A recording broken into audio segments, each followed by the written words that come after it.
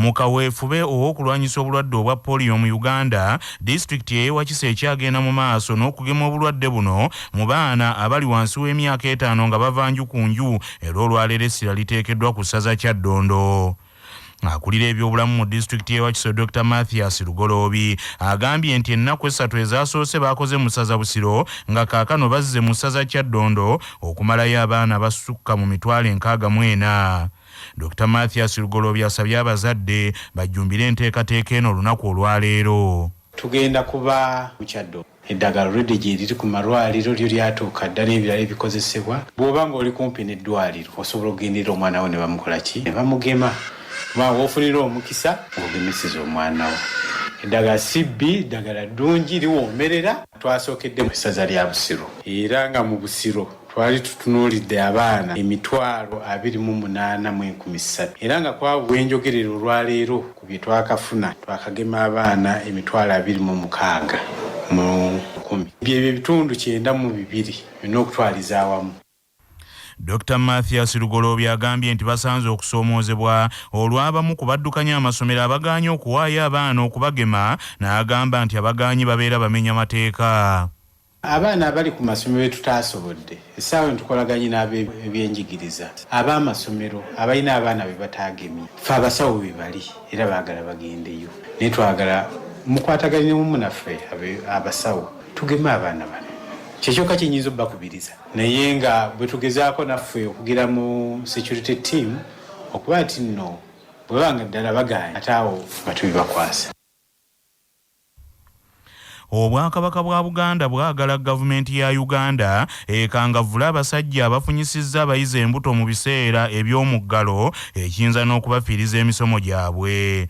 Oluvannyuma lwa gavumenti ya Uganda okujja amasomero gonna ku muggalo, minisita w'ebyenjigiriza n'ebyemizannyo Janet Kainembabazi Kataha Museveni yalagira amasomero gakkirize n'abayizi abali embuto nabo baddemu okusoma.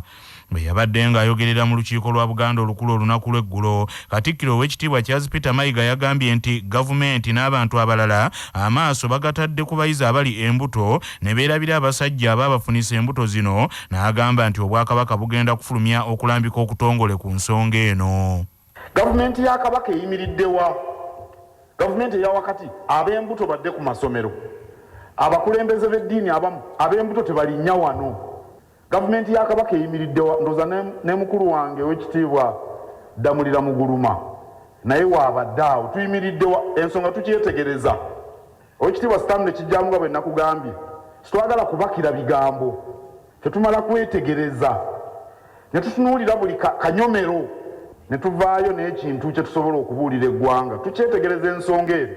Wabula kye tutasaana kwerabira mbagirawo afunyisiza omwana omubuto yayimiridde luddawo. Ekyo kyonze nkiraba nga tekyogerwako. Teri muwala afuna lubuto nga Bikira Maaliya, wabaawo omusajja yalumufunyisizza. Abamu bato bannaabwe nga bano abatunda entula ey'eggomba abalala basajja bakulu ddala ddala. Abakiise abakulembeddwamu ow'ekitiibwa Donald Damulira Muguluma okuva e Kyaggwe bawadde endowooza zaabwe ku nsonga eno. Abaana abafuna embuto abali mu masomero gaffe aga Ssaabasajja Kabaka ndowooza n'aga Buganda gonna bakoleddwa batya. Nze ku lwange mbadde mpa ensonga nga 2 ku kibuuzo ekyo. Ng'ensonga esooka nti abaana bano abafuna embuto bwe bagenda mu masomero, era abasawo bonna badoctors abasawo bakimanyi nti emyezi egisooka naddala egy'ena basesema, bafuna kabumunguluze, beetamwa, kwegamba byonna bibaawo. Nga kirabika nti abaana abo singa tunaabatoola ne tubatwala mu masomero, ate abakulu b'amasomero bajja kukisanga nga kijja kubazibuwalira okulaba abaana abo. Ministry y'ebyempuliziganya amawulire n'okulungamya ensi eno eyagala eyongerwe ku mutemwa ogw'ensimbi mu mbalirira y'omwaka ogujja eweebwa obuwumbi 7 nga zino za kukuŋŋaanya kalonda yenna akwata ku nteekateeka ya parish development model gavumenti gyegamba nti yegenda okugaggawaza bannayuganda.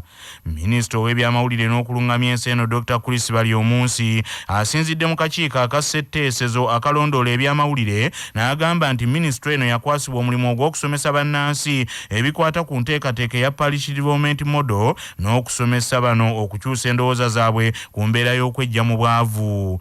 Agambye nti wabula ensimbi ezaaweereddwa minisitule eno mu mbalirira y'omwaka ogujja ntono bulala nga beetaaga okuzongerako. Dr. Balyomunsi annyonnyodde nti mu myaka 5 okutandika n'omwaka 2022 minisitule eno yabalirira nti yakwetaaga ensimbi obuwumbi 187 nga mu mwaka guno ogugenda mu maaso yali erina okufuna obuwumbi 35, ng'omwaka ogujja efuna obuwumbi 7, ogunaddako obuwumbi 40 n'oguliddako obuwumbi 40.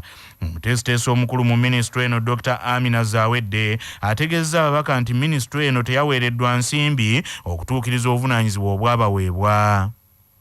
In this regard, the ministry is finalizing the parish development management information system. This system is important for the collection of data of all the other 6 pillars of the parish development model. So the system supports all the pillars, and it is important for the validation of information on who will benefit from this parish development model, where they are located, the needs assessment, what do they need, as well as the economic activities to be financed for the transformation of their lives.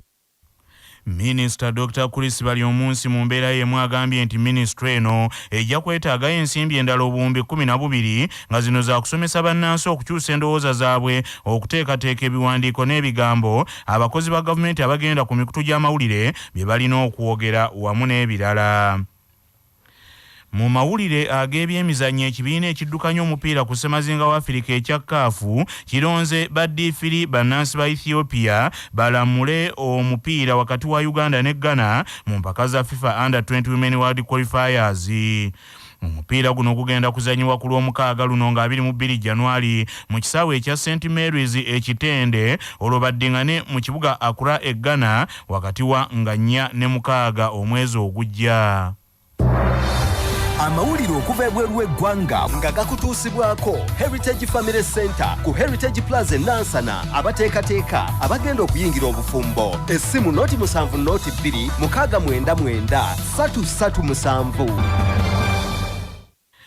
Ukrain obudde bugayegaye akadde konna wandibalukawo okulwanagana kakuuse oluvannyuma lwa Russia okukulumulula abajaasi baayo 10,000 n'ebateeka ku nsalo yaayo ne Ukrain nga kalabika nga akabonero ak'okutandika olutalo. Bungereza erabye biri bityo n'erangirira mu butongole nti esazeewo eyambe Ukrain ng'egiwa emizinga sserubwatuka egisobola okusesebbula tanka singa Russia eyo kagitanda n'etantala okukola obulumbaganyi bwonna ku nsi ya Ukrain. Minisita wa Bungereza ow'ebyokwerinda Ben Wallace agambye nti ekikoleddwa Russia okuyiwa abajaasi mu bungi ku nsalo tekizze buzinga, n'olwekyo nabo balina okuba obulindaala okuyamba munywanyi Ukraine okwanganga Russia singa emala n'egikolako ejjoogo lyonna. Agavuda mu kunoonyereza wano ku Kyabasafama gaagano. Okunoonyereza okwakolebwa gye buvuddeko kwalaga nti South Africa y'ensi mu sseŋŋendo ssensi obulwadde bw'akafuba gye businga okutta abantu, ng'akafuba katta abantu abasukka mu 2,700 buli mwaka. Brazil yakubiri akafuba katta abantu 4,700 n'omusobyo. Japan yakusatu ng'akafuba katta abantu 2,400 buli mwaka, so nga South Korea yakuna akafuba katta abantu 2,110 buli mwaka. Mexico yakutaana akafuba katta abantu 1,900 buli mwaka. Colombia ya 6, Uchi ya 7, Poland ya 8, Amerika ya 9 mu kunoonyereza kuno okujiddwa ku mukutu ogwa Nation Master tova ku mukutu Kyabasa.